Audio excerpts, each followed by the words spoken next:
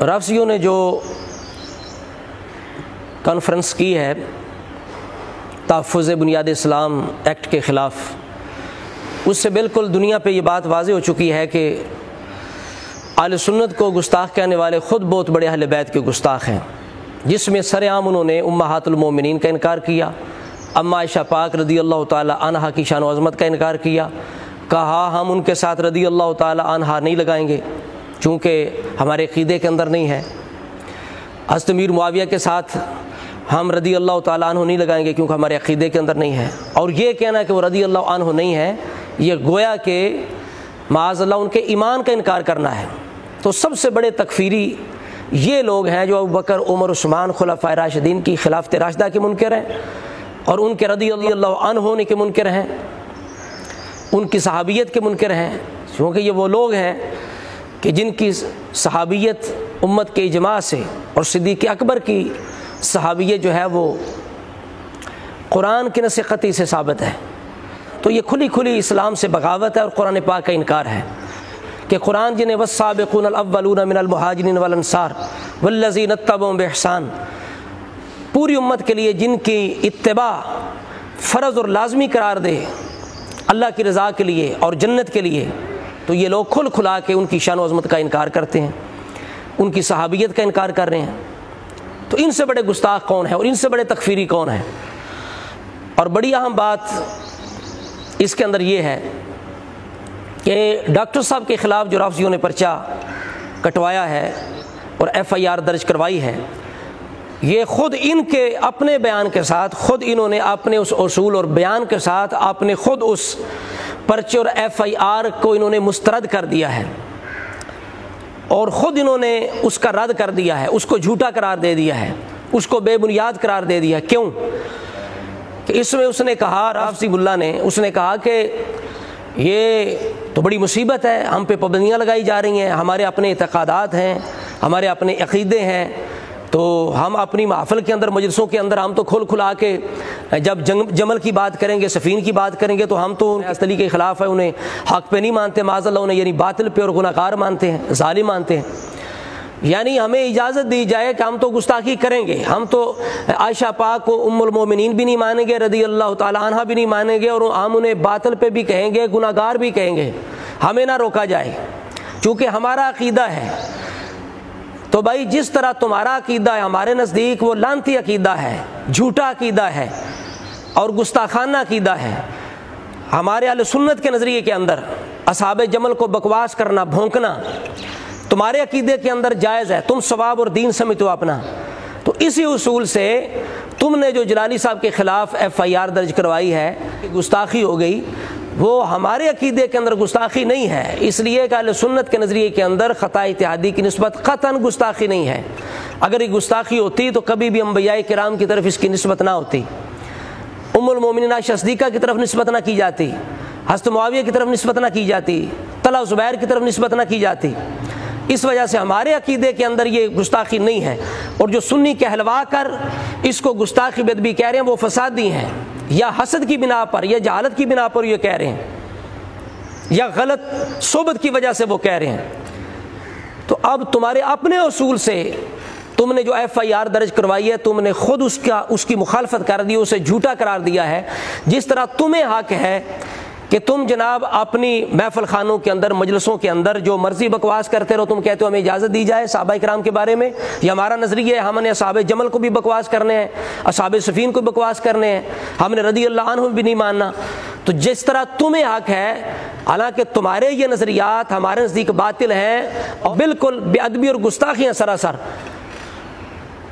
ہمارے عقیدے کے اندر، تم کہتے ہو ہمیں اجازت دو، تو اسی طرح یہ ہمارا عقیدہ ہے۔ اہل سنت کے نظریے کے اندر خطا اتحادی کی نسبت قطعاً گستاخی نہیں ہے، تو پھر ہمارے پاس یہ حق کیوں نہیں ہوگا اور ہمیں حق کیوں حاصل نہیں ہوگا؟ تو ہم بھی پاکستانی ہیں، بلکہ اکثریت ہیں، ہمارے بزرگوں نے یہ بنایا ہے، تو اس وجہ سے ہمیں کیوں حق نہیں ہے کہ ہم اپنے عقیدے بیان کریں؟ تو لہٰذا بالکل جس طرح تمہیں حق ہے اپنے عقائد کے مطابق اپنی محفلوں کے اندر بیان کرنے کا، اس طرح ہمیں بھی حق ہے۔ تو جلالی صاحب کو بھی حق تھا، اور ہمارے نزدیک قطعاً یہ گستاخی نہیں ہے، تو لہٰذا اس چیز کو بھی انشاءاللہ عدالت میں پیش کیا جائے گا کہ خود ان رافضیوں نے پریس کانفرنس کر کے اپنے اس FIR جو درج کروائی اس کا انہوں نے خود رد کر دیا ہے، لہٰذا ہمیں بھی حق حاصل ہے۔ اور انشاءاللہ اب دنیا دیکھے گی تم نے خود تقیہ توڑ کر اپنے آپ کو ذلیل کر لیا ہے، اس لیے اماموں نے تمہیں منع کیا تھا کہ تقیہ سے باہر نہ آنا، تقیہ جو چھوڑے گا وہ بے دین ہے اور ذلیل ہو جائے گا، ذلت اس کا مقدر بن جائے گی۔ انشاءاللہ اب یہ 2020 ہے، یہ تمہاری ذلت والا سال ہے، اور اہل سنت کے لیے انشاءاللہ یہ فتح والا سال ہے۔ نصر من اللہ و فتح قریب، اللہ تعالیٰ کے فضل و کرم سے صدقہ پنجہ چارہ دا۔ اب پتہ چل جائے گا دنیا کو گستاخ کون ہے، اور تم انشاءاللہ اپنی نسلوں کو بھی یہ بات سکھا جاؤ گے، سمجھا جاؤ گے، قطعاً کبھی بھی اہل سنت پر گستاخی کا الزام نہ لگانا، کسی سنی عالم کو بے ادب گستاخ نہ کہنا، ورنہ تمہارے پول کھل جائیں گے اور تمہاری حقیقت دنیا پہ واضح ہو جائے گی۔ اس وجہ سے دیکھو نا کس طرح کھل کھلا کے انہوں نے کہا، بار بار پھر یہ درائی بات ایک گردان پڑی اور تکرار کیا، جی ہم احانت نہیں کریں گے۔ احانت کسے کہتے ہو؟ ساتھ انکار کر رہے ہو، ان کے رضی اللہ عنہ ہونے کا انکار کر رہے ہو، ان کے صحابیت کا انکار کر رہے ہو، عائشہ صدیقہ کے ام المومنین ہونے کا انکار کر رہے ہو، اور ان کے لیے رضی اللہ عنہا کہنے کا انکار کر رہے ہو، راشدہ کا انکار کر رہے ہو، اور رسول اللہ کی بیٹیوں کا انکار کر رہے ہو۔ اور احانت کیا ہے؟ اس سے بڑی اہل بیت کی گستاخی کیا ہے؟ کیا حضور کی بیٹیاں اہل بیت نہیں ہیں؟ کیا ام المومنین اہل بیت نہیں ہیں؟ جو بعد میں امام پیدا ہوئے ہیں ان تم اہل بیت کہتے ہو، اس وقت تو حضرت علی تھے، امام حسن حسین تھے، بعد والے اماموں کو تم اہل بیت کہتے ہو۔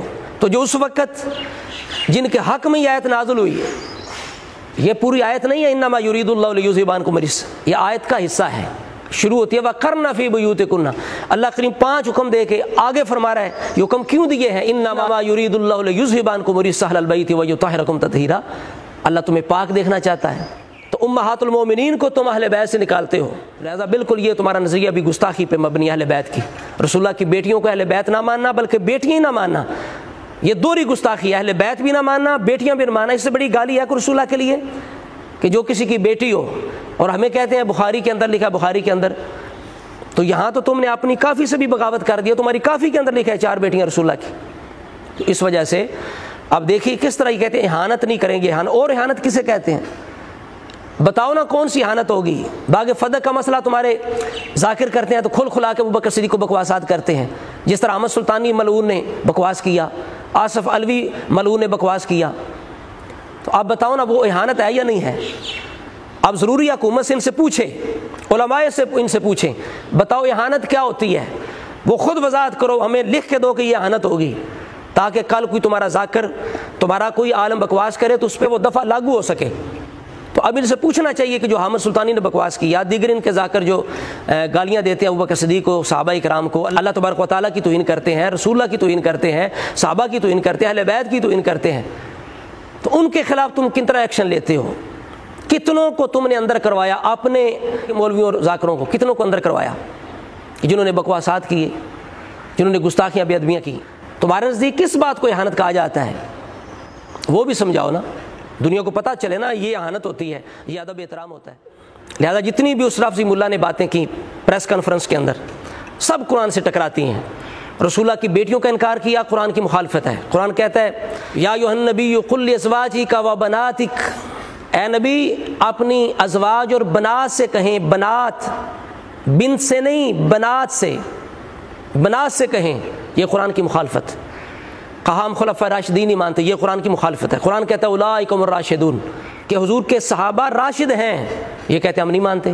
پھر سقیفہ بنو ساعدہ کا ذکر کر کے بے ادبی کی، حالانکہ وہاں بھی مہاجرین انصار جمع ہونے والے ہیں جنہیں خدا کہتا ہے والسابقون الاولون من المہاجرین والانصار، اور حضرت علی خود فرماتے ہیں ناج البلاغہ کے اندر انما الشورى للمہاجرین والانصار، سیدھی حضرت علی کی مخالفت، قرآن کی مخالفت، عائشہ پاک کی بے ادبی کر کے قرآن کی مخالفت۔ قرآن کہتا ہے انما یرید اللہ لیذھب عنکم الرجس اہل البیت ویطہرکم تطہیرا، قرآن انہیں اہل بیت کہتا ہے، اس کی مخالفت۔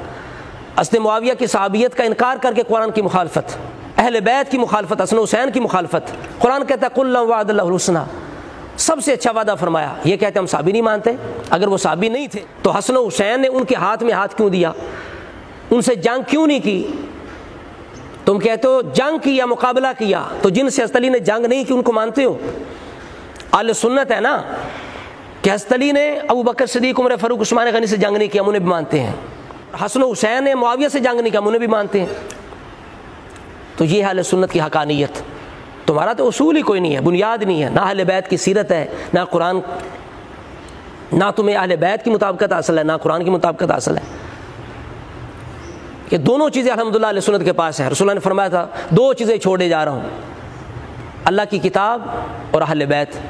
اللہ کی کتاب بھی ہمارے پاس ہے، ہم اس کو ماننے والے ہیں، ہمارا اس پہ پورا عقیدہ ہے، ہمارے عقیدے قرآن کے مطابق ہیں اور اہل بیت کی سیرت کے مطابق ہے۔ تو بالکل جتنی باتیں کی قرآن کے خلاف، اور سب سے بڑی بات کیا کی؟ کہا جی ہمارا بنیادی جو اصل الاصول عقیدہ ہے وہ امامت ہے، کہ وہ من اللہ ہوتے ہیں۔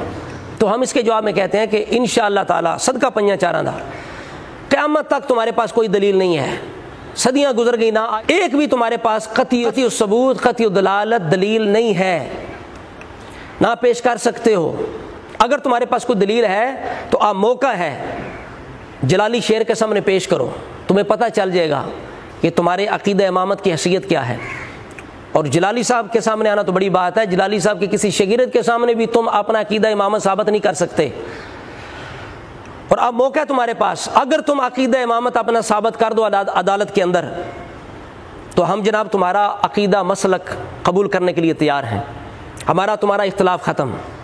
تم کہتے ہو بنیادی عقیدہ امامت ہے، اب موقع ہے تمہارے پاس، ہم بھی یہ چاہتے تھے، عرصہ دراز سے چاہتے تھے عدالت کے اندر تم آؤ، تمہیں لے جائیں، تم خود چل کے چلے گئے ہو، اب تمہارے پاس موقع ہے۔